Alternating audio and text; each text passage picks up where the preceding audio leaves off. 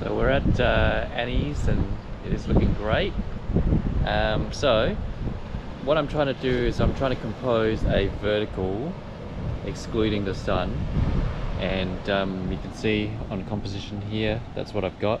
So if I trace my finger through it, curving lines into that headline there, and then the line of sun lighting up the side of that cliff as the polarizer turned on, so that creates a pool of light in the middle. So that's the desired composition. We'll see how it turns out.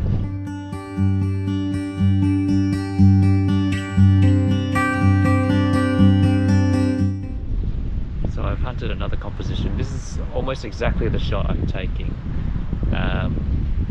So you see reflections there, leading lines, and then there's some clouds in a long exposure which are going to be moving towards me. So hopefully a 2-minute exposure will get it kind of zooming overhead. What a location.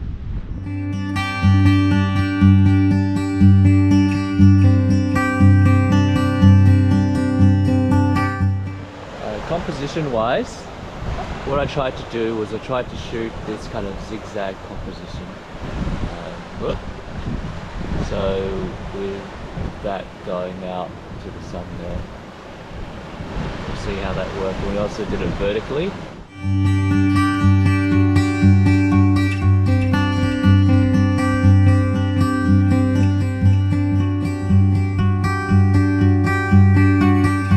So it's shaping up to be another great evening here at Butler's Beach.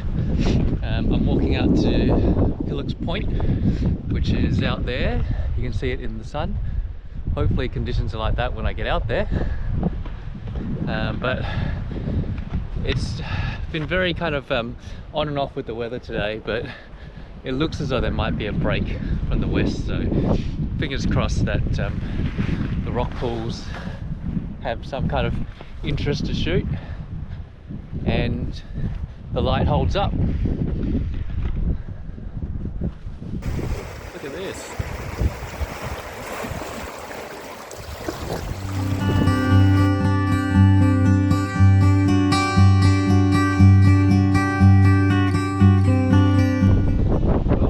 Morning from Gartrell's Rocks on Yorke Peninsula. And I thought I'd just go through a little bit of how I shot. So this little small canyon here with these very pink looking rocks was the emphasis in the morning. All these patterns here, some mushroom looking rocks here. Now when I was shooting the sky conditions, so the wind is coming from directly south, which is over there, the sunrise from over here. So for short exposures I was kind of focused towards that direction, towards the sun, to have it centralized. But because the wind is going directly overhead, so if I shot with that composition, then you get this, you don't quite get a fanning out. So I had to try and find a composition looking directly south. So wandering up along here, it just so happened that there were these amazing pair of rocks here that suited that perfectly. So that looks directly south, and so I've got an image of the clouds kind of whooshing overhead directly towards the camera here.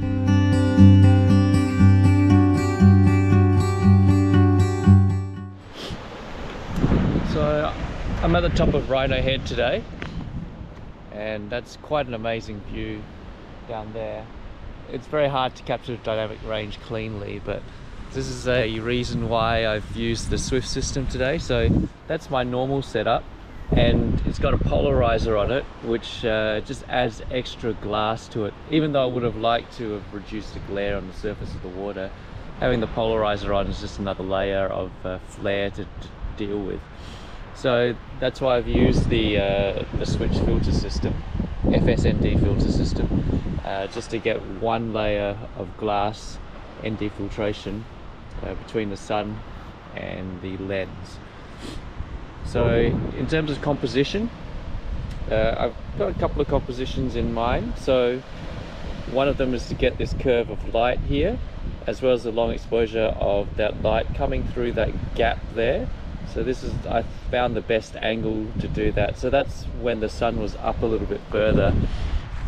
Before the sunlight came up, I tried to do some focus stacking with this series of little plants here, I guess you'd call it. But the problem is that you lose the kind of top-down view, and there were some nicer plants up around this way, but once you start getting further this way, in order to shoot it, there's just a lot of blank space in the composition on the right there. So that's where we're at.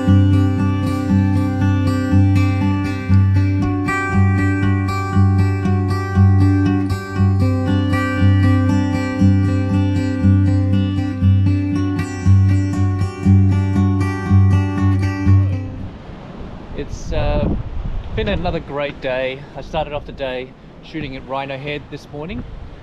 Didn't really record much footage there apart from a time lapse.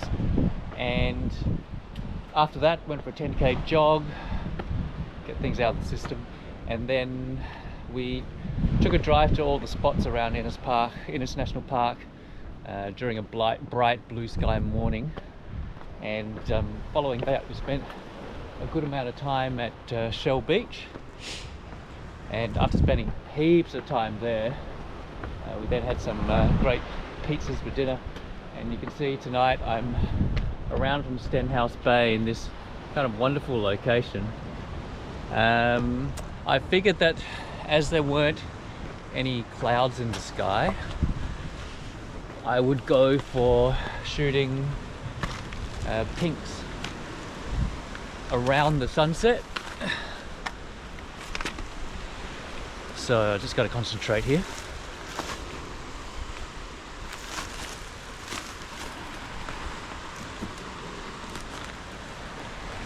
Yeah, so you can see down there, there's that little island that I shot. Didn't really shoot directly into the sun, and then that fin of rock there, granite rock, that should still be able to see some pinks happening. Get the shadows of the cliffs. So for one set of exposures, I focused on getting the light coming around in an arc towards the sun.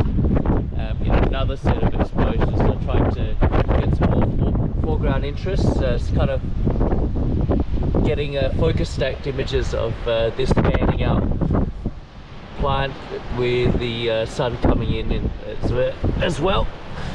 And I didn't shoot the lighthouse itself, which is over there. It looks a bit smashed up at the moment, to be honest.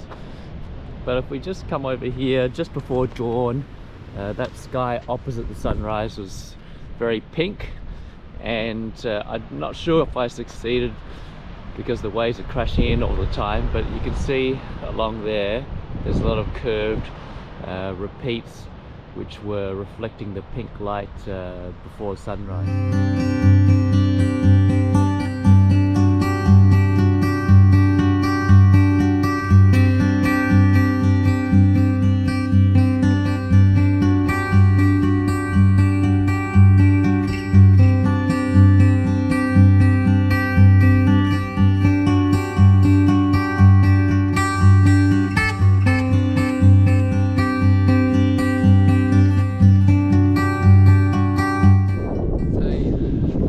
It's a very interesting phenomenon after dusk at the dunes. I think there's some anti-crepuscular rays coming out which are quite faint. They've faded since I shot them, but just a great sunset. It's clear, so you don't always need cloud and dramatic sky.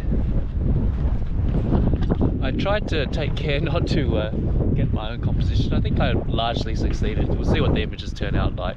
But it's basically using curves in the lowering light to get composition, as well as trying to find isolated areas of green in the dune. I think I found one or two of those, and then using those clumps of sand as I guess anchor points with the lens tilted